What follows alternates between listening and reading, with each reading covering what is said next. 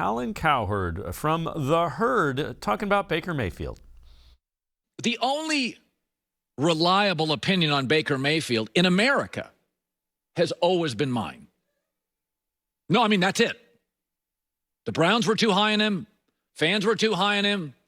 The media petrified of getting roasted if they're wrong with their vanilla takes.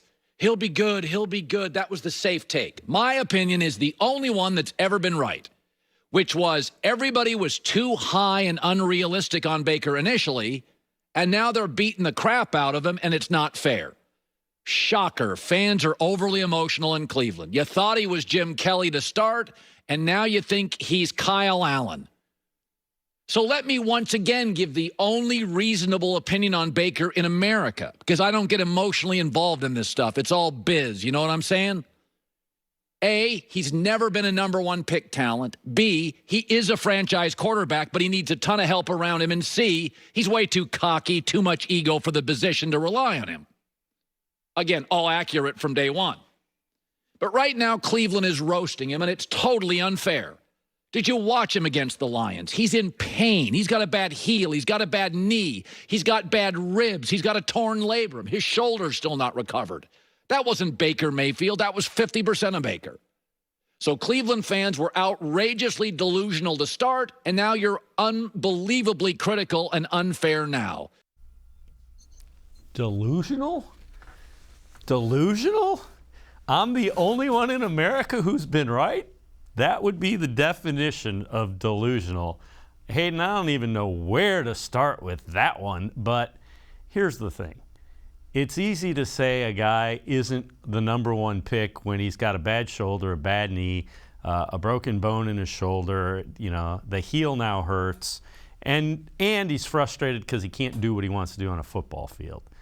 I don't think he was barking up that tree, at the end of last year when he won a playoff game on the road against the Steelers.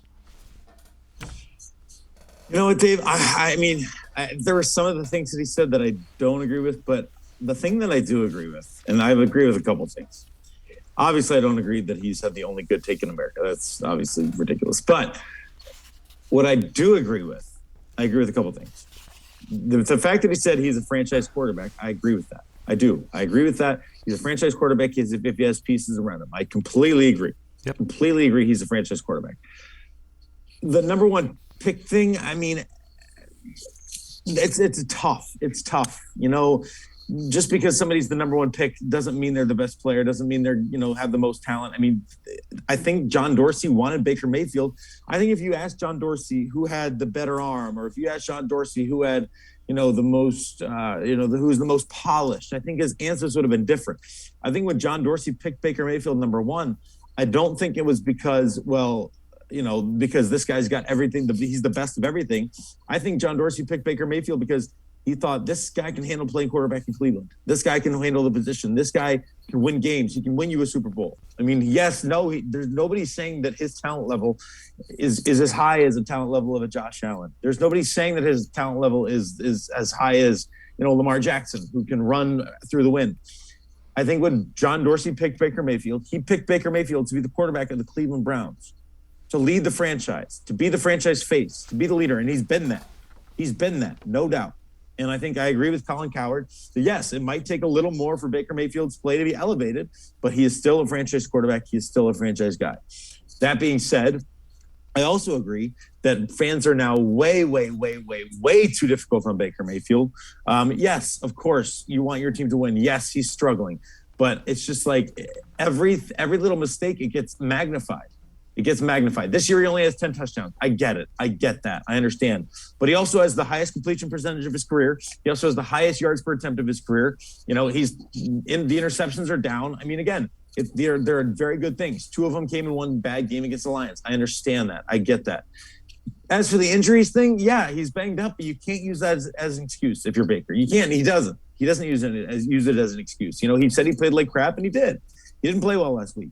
Quarterbacks have bad weeks. Russell Wilson had an awful week against the Packers 2 weeks ago. He didn't have an awful week the next week. I mean, again, even some of the best quarterbacks in the NFL have bad weeks. So the point being here is that you take all of what Colin said, and I think that you don't have to worry about the quarterback issue going forward until after the season.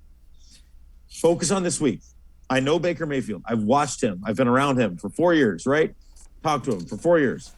I know that I would not bet against Baker Mayfield with his back up against the wall. That's what I would say. I would say that when his back is up against the wall, he comes out and plays just like he did against the Cincinnati Bengals. And I think this week is going to be a huge statement. And if he doesn't play well, then maybe there's starting to be some real questions. But until then, I'm going to give him the benefit of the doubt.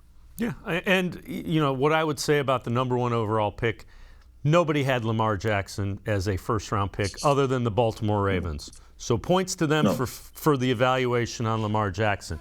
And then it was split with everybody between Allen, Mayfield, and Darnold. And anybody else that tells you anything differently wasn't around or is lying. So John Dorsey picked Baker Mayfield because he felt he was the best fit here. That's to be determined. Who knows? Who knows what Josh Allen would do in that situation that Baker Mayfield is in? Who knows what Sam Darnold would? Heck, who knows what Lamar Jackson would do? Would the Browns have been willing to tailor an offense around a guy like Lamar Jackson like the Ravens did? I don't know the answer to that. Nobody does. Right. But stop with you were the only one that had the right read on Baker Mayfield. That's ridiculous.